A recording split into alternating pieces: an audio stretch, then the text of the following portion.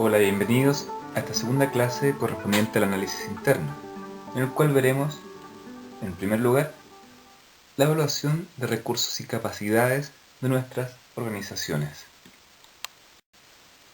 Recordando lo que vimos en la clase anterior, en el cual hicimos un análisis del ambiente externo, tanto remoto como cercano, ahora vamos a enfocarnos en el ambiente interno, para posteriormente, en la clase siguiente, determinar la misión y la visión de la organización en la cual estoy desempeñándome, poder formularla e implementarla con el fin de tener logros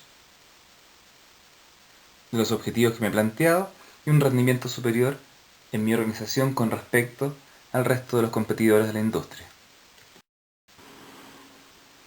En este análisis interno lo importante es definir cuáles son nuestras fortalezas y cuáles son las debilidades en función del entorno y en relación con el resto de los actores de la industria.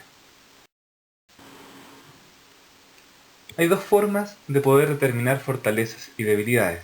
La primera es a través del análisis de recursos y capacidades, que es lo que vamos a ver ahora, con el fin de determinar las competencias centrales, y la otra forma a través de las actividades o la cadena de valor. Como análisis global, el recordar que las instituciones se pueden considerar dentro de la teoría general de sistemas como sistemas abiertos en la cual tenemos recursos que se procesan, entran dentro de un proceso productivo y generan un producto final, en este caso, que pueden ser bienes o servicios. Estos a su vez modulan tanto los procesos y los recursos y todos modulados por este entorno. Esto es relevante al determinar cuáles son nuestros recursos y capacidades con el fin de determinar y definir cuáles van a ser nuestras ventajas y competencias centrales. La teoría de los recursos, desarrollada por Ed Penrose, define la organización como un conjunto de recursos productivos que determinan la dimensión en que ésta pueda crecer. Este crecimiento está dado por los servicios proporcionados por estos recursos, sin los cuales, sin esta mirada dinámica de estos recursos, pierde sentido el analizar los recursos por sí solos. Una forma de clasificar los recursos es en recursos tangibles y recursos intangibles.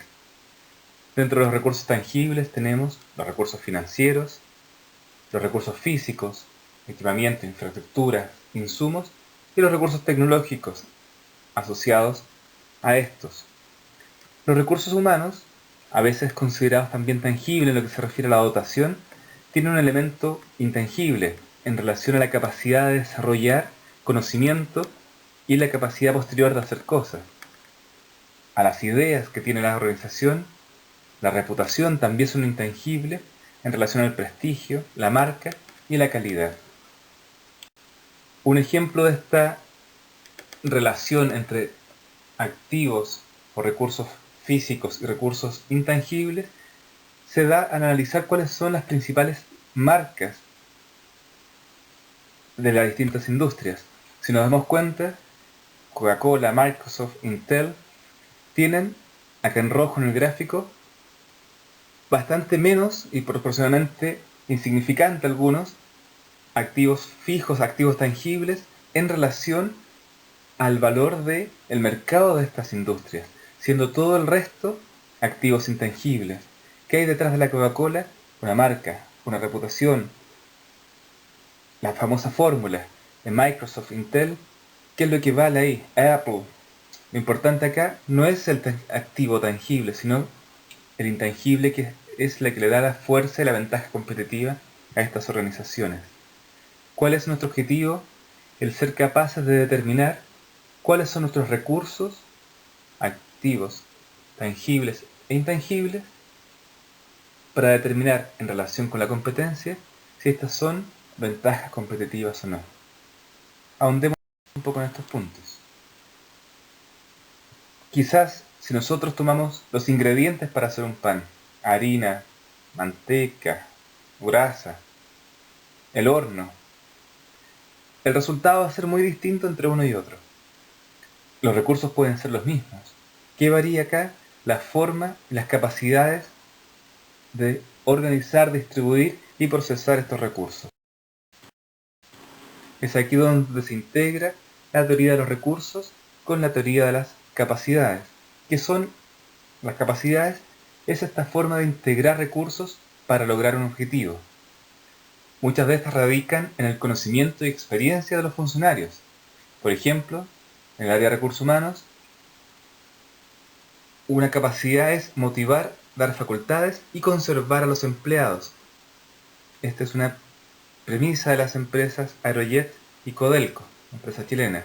En el caso de logística tenemos ejemplos de Líder y Walmart, que tiene como premisa utilizar eficazmente técnicas logísticas para administrar. La teoría de las capacidades que sustenta esta mirada señala que es una forma de despliegue de recursos de forma combinada para llevar a cabo alguna tarea o actividad. También esto requiere un conjunto de destrezas con el fin de establecer diferencias con el resto de los competidores. Y es esta capacidad de juntar y combinar recursos la base para la ventaja competitiva sostenible de nuestras organizaciones. Con el fin de dar un ejemplo de lo que hemos visto hasta ahora en relación a los recursos y capacidades, vamos a analizar el Hospital Clínico de la Universidad de Chile. Este hospital es un hospital universitario fundado en 1952, que si bien tiene una dependencia pública, compite en el sector privado, con pacientes que vienen de manera electiva y que a su vez se relaciona con aseguradoras, tanto públicas como privadas. El tipo de atención que tiene es de alta complejidad, tanto en pacientes ambulatorios, hospitalizadas y urgencia. Estos recursos que tiene la universidad están muy asociados a su calidad de hospital universitario.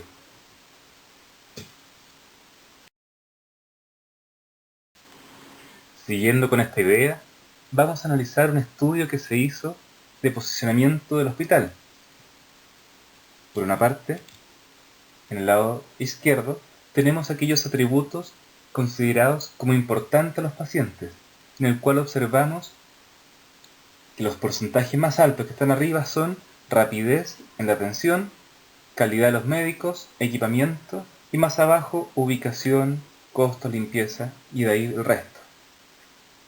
Mirando hacia abajo, tenemos los porcentajes de 6 y 7 que obtuvo el hospital, los que destaca calidad de los médicos y equipamientos, en los cuales obtuvo el mayor puntaje en los atributos que eran de mayor importancia. En los atributos que también obtuvo un alto puntaje, como prestigio, tecnología y especialidades, el porcentaje de importancia de los pacientes fue menor. Si consideramos estos resultados y los llevamos a otros prestadores, como son el Hospital de la Católica, el Hospital del Profesor, Clínica Dávila, vemos que el competidor más cercano en los puntos en los cuales el hospital tiene recursos y capacidades distintivas, reconocidas por los pacientes,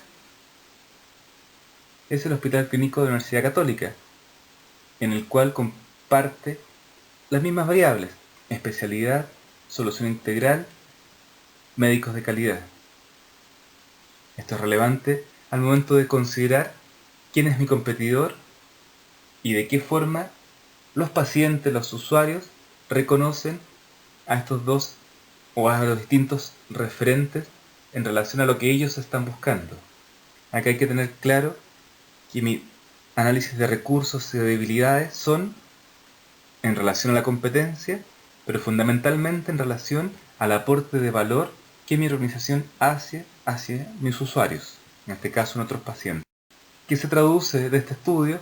Que las principales debilidades de nuestro hospital son rapidez de atención, ubicación y costos. Y las principales fortalezas son médicos de calidad, equipamiento médico, tecnología avanzada y cantidad de especialidades. Una vez determinados los recursos y capacidades, viene la pregunta de qué forma estos recursos y capacidades se transforman o son elementos distintivos o ventajas competitivas de largo plazo que me permiten obtener resultados estratégicos.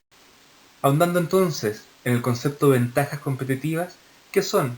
Son recursos y capacidades excepcionales, nuestros inputs, que permiten la generación de una ventaja competitiva como outputs, de forma de que estos se transforman en estratégicos. Es algo que me hace especial. Para que estos recursos y capacidades sean considerados competencias centrales, tienen que cumplir 4 características: que sean valiosas, raras, difíciles de imitar o inimitables, y que sean también insustituibles. Si se cumplen estas 4, tengo competencias centrales, que no pueden ser más de 3 o 4. Uno no puede ser bueno en todo para todos. Eso hay que dejarlo y recordarlo siempre. ¿Cómo se combinan este? ¿Qué sucede? Si no tengo ninguna de estas, tengo una desventaja competitiva. Si solamente tengo algo valioso, pero que no es raro ni difícil de imitar o es sustituible, esta es fácilmente igualable, tengo una igualdad competitiva, que nos genera una ventaja estratégica. Si solamente es valiosa y rara, tengo una ventaja temporal. Mi competencia rápidamente la va a imitar o se puede sustituir por otra. En cambio, si se cumplen estos 4 criterios, tengo una ventaja sostenible en el tiempo. Una ventaja estratégica. Si analizamos y en el texto que se adjunta, se detalla cada uno de los resultados que se obtuvieron en el Ranking América Economía 2013. ¿Qué cosas llaman la atención?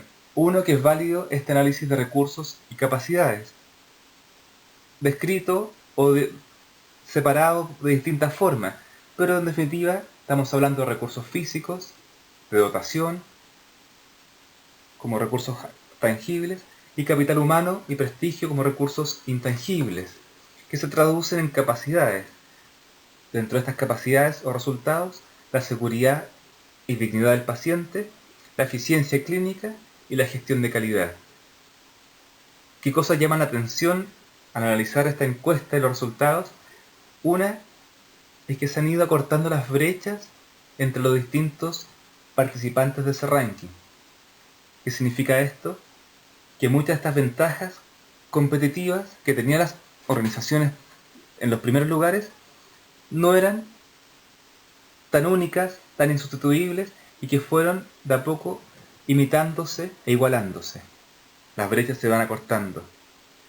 No obstante, se mantienen las mismas organizaciones en los primeros lugares, muchas de esas privadas, lo que da ahí cuenta de las brechas que existen entre el sector público y privado en los distintos países de nuestra región. Concluyendo lo que hemos visto hasta ahora, el análisis de recursos y capacidades es un proceso dinámico, en que tenemos que ir de lo absoluto a lo relativo en relación a mi competencia, en relación a cómo varía el entorno, lo que ahora puede ser una competencia, el entorno en un tiempo más lo puede transformar en una debilidad, y relativo en función de lo que el paciente, el usuario, espera de nosotros. Considerar también, como lo vimos en el estudio de América Economía, que las brechas se acortan, que esta distancia se va cada vez ajustando, ya sea por la imitación, por el acceso a la tecnología similar, o que efectivamente las capacidades y los recursos se van haciendo cada vez más similares.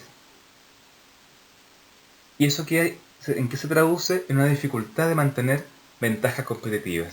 Y el desafío para nosotros de hacer un análisis permanente de cada una de estas. Otro elemento relevante que es la mirada al paciente y la entrega de valor que tenemos que dar nos llama no solamente a tener una mirada de ventajas competitivas, sino que ser capaz de tener ventajas comparativas con el fin de compartirlas, colaborar con los distintos actores, versus de competir sin el sentido de que al final el foco y el norte de toda esta acción y esta estrategia es el bienestar del paciente y de la sociedad. Muchas gracias y hasta pronto.